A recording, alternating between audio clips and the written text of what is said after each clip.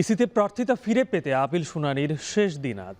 নিয়মিত ৩৫ আবেদনের পাশাপাশি নিষ্পত্তি হবে অপেক্ষমান থাকা আরও ৩০ আপিল। সর্বমোট ৬৫ আপিল নিষ্পত্তি হবে আজ। দ্বৈত নাগরিকত্ব সহ বেশ কিছু কারণে বাতিল হওয়া মনোনয়ন ফিরে পেতে প্রার্থীরা জড়ো হচ্ছেন কমিশনের নির্ধারিত শুনানি কক্ষে। এ নিয়ে আরও বিস্তারিত জানাতে আমার সঙ্গে যুক্ত হচ্ছেন মিয়া আমিরুল। আমিরুল, জানাবেন যে আজকে দ্বৈত নাগরিকত্ব ইস্যুতে কোন প্রার্থীর শুনানি শুরু হয়েছে, আর আজকে তো শেষ দিন, গত কয়েকদিনের জমা, আজকের আরো ৩০। কি মনে হচ্ছে আজকে কি পুরো আপিল নিষ্পত্তি কি শেষ হতে পারে?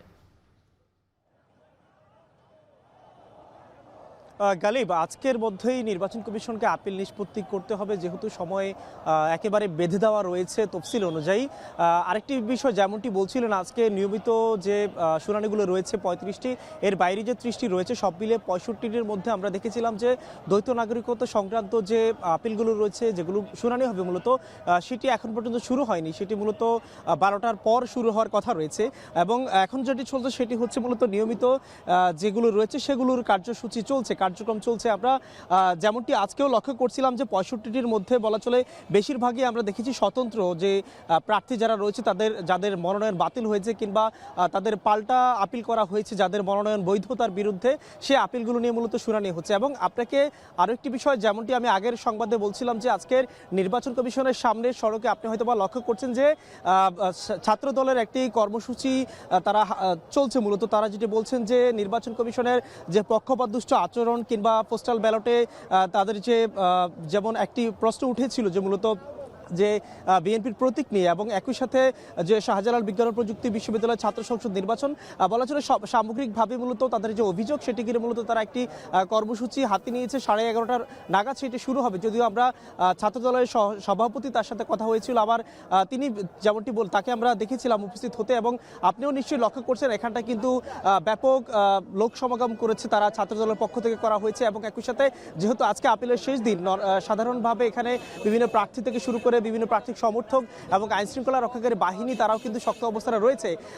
এবং আমরা গতকালই একটি বিষয় লক্ষ্য করছিলাম যে আজকে যেহেতু দ্বৈত নাগরিকত্ব সংক্রান্ত বেশ কিছু শুনানি রয়েছে, সেটি ঘিরে এনসিপির পক্ষ থেকে একটি কথা বলা হয়েছিল যে দ্বৈত নাগরিকত্ব কিংবা একই সাথে যে ঋণ খেলাপি সংক্রান্ত যে আপিলগুলো রয়েছে, সেগুলোর ক্ষেত্রে নির্বাচন কমিশনের যদি কোনোভাবে সেটি শুনানির ক্ষেত্রে তারা টিকে যায়, সেক্ষেত্রে কিন্তু এনসিপি তারা একটি অবস্থান নেবে, কিংবা তাদের যে অবস্থান, তারা কিন্তু তাদের জায়গা থেকে তারা প্রতিবাদ জানাবে।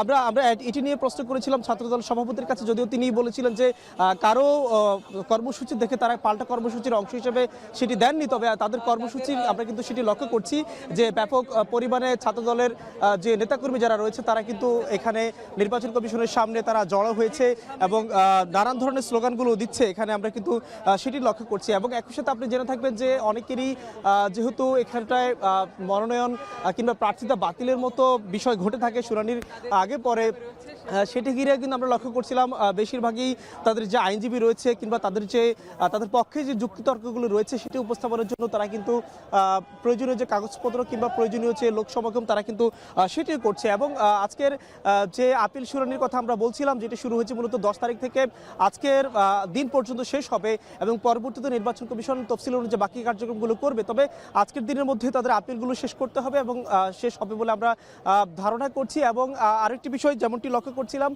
যে আপিল শুনানির এই পর্যন্ত এসে মূলত বেশিরভাগ আপিলে কিন্তু মঞ্জুর হয়েছে, সেটির সংখ্যায় 610টির মধ্যে আমরা দেখেছিলাম প্রায় 400টির মতো মঞ্জুর হয়েছে। গালিব, ইসিতে আজকে শেষ দিনের আপিল শুনানি চলছে এবং এর মধ্যে অধিকাংশই যারা স্বতন্ত্র প্রার্থী হিসেবে দাঁড়িয়েছেন, যাদের প্রার্থিতা বাতিল করা হয়েছে, তাদেরই আসলে মূলত শুনানি হবে। বিস্তারিত জানাচ্ছিলেন মিয়া আমিরুল।